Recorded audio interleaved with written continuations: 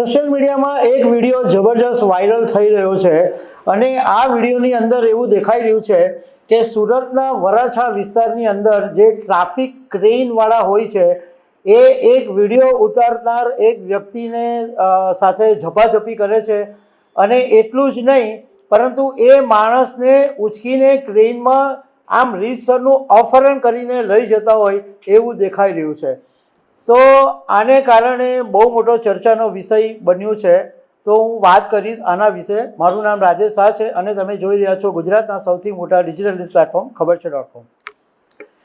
સૌથી પહેલાં જે સોશિયલ મીડિયામાં વિડીયો વાયરલ થઈ રહ્યો છે એ વિડીયો તમે જોઈ લો કે એની અંદર શું ચાલી રહ્યું છે।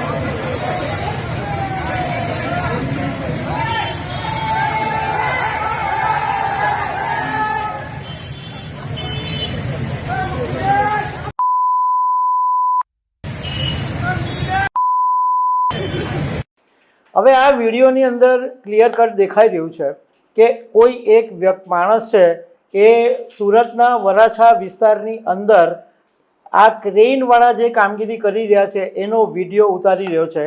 આ જોઈને ક્રેઇન ઉપર જે માણસો હોય એ ગુસ્સે ભરાઈ જાય છે અને આ જે માણસ વિડીયો ઉતારે છે એની સાથે ઝપાઝપી કરે છે અને એને રીતસરનો બધા ભેગા મળી અને ક્રેઇન ઉપર ચઢાવી અને ક્રેઇનને ભગાવી દે છે। લોકો હો હા બૂમાબૂમ કરે છે પરંતુ આ માણસને અપહરણ કરીને લઈ જવામાં આવે છે। હવે સવાલ એ ઊભો થાય છે કે આ ક્રેઇનવાળા જે માણસો છે એને ગુંડાગર્દી કરવાની દાદાગીરી કરવાનો અધિકાર આપ્યો કોણે? કારણ કે જે પ્રમાણે મને જાણકારી છે એ મુજબ આ જે ક્રેઇનની કામગીરી હોય છે એના માટે ડાયરેક્ટ પોલીસ ક્રેઇનનો યુઝ નથી કરતી, એજન્સીઓને કામ આપે છે અને એજન્સીઓ આ કોન્ટ્રાક્ટ ઉપર કામ કરતી હોય છે। અને તમે શહેરની અંદર જે રસ્તાઓ ઉપર વાહનો ઊભા હોય એમાં જો ટ્રાફિકને અડચણરૂપ હોય એ વાહનો ઉપાડીને લઈ જવાનું કામ ક્રેઇનવાળા કરતા હોય છે। પરંતુ સુરતના લોકો કે આખા ગુજરાતના લોકો આ ક્રેઇનવાળાની કામગીરીથી બહુ ત્રસ્ત છે। કારણ કે ઘણી બધી વખત એવું જોવા મળે કે માણસે જેન્યુન પાર્કિંગ કર્યું હોય, પાટાની અંદર પાર્કિંગ કર્યું હોય, એમ છતાં બી આ ક્રેઇનવાળા વાહન તમારા ઉચકી જાય। અને નવાઈની વાત એ હોય કે તમે જ્યાં પાર્ક કર્યું હોય એની આગળ કારો ઊભી હોય તો કારોને કશું ના કરે અને તમારું વાહન ઉચકી જાય।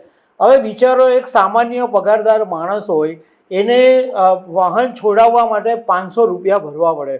હવે એને કેટલું જીવ પર લાગે, પણ આ વર્ષોથી ચાલે જ છે।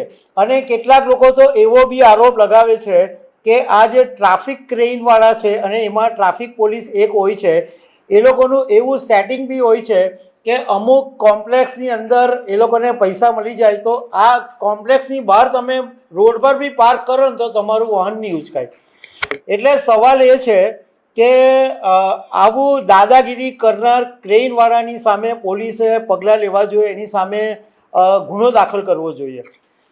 ચલો એક તબક્કે કદાચ તમારા મનમાં એવો સવાલ ઊભો થાય કે શક્ય છે કે આ માણસે વિડીયો ઉતારતા પહેલાં કંઈક ટ્રેનવાળા પર હુમલો બી કર્યો હોય, કંઈ મોટી બબાલ થઈ હોય અને એને કારણે ગુસ્સામાં આવીને આવું કર્યું હોય, તો પણ ક્રેનવાળાને માણસને ઉચકી જવાનો હક નથી, મારામારી કરવાનો હક નથી. જો એવું કદાચ થયું પણ હોય તો ક્રેનવાળાએ પોલીસ સ્ટેશનની અંદર ફરિયાદ નોંધાવવી જોઈએ. અને જે માણસે જો મારામારી કરી હોય તો એ માણસની સામે પણ ગુનો નોંધાવવો જોઈએ. પરંતુ છૂટા હાથની મારામારી અને કાયદો હાથમાં લેવાનું ક્રેનવાળાને કોઈ પણ સંજોગોની અંદર સત્તા નથી. હવે આ બાબતે અમે વરાછા પોલીસ સ્ટેશનમાં જાણકારી મેળવી તો એવું જાણવા મળ્યું છે કે ગઈકાલે બંને પક્ષના લોકો ત્યાં વરાછા પોલીસ સ્ટેશનમાં ભેગા થઈ ગયા હતા અને પોલીસે સમજાવી પટાવીને આખરે આ વાતની અંદર સમાધાન કરી લીધું છે. તો દર્શક મિત્રો, આવી અનેક વાતો સાથે અમે તમને મળતા રહીશું. Thank you very much.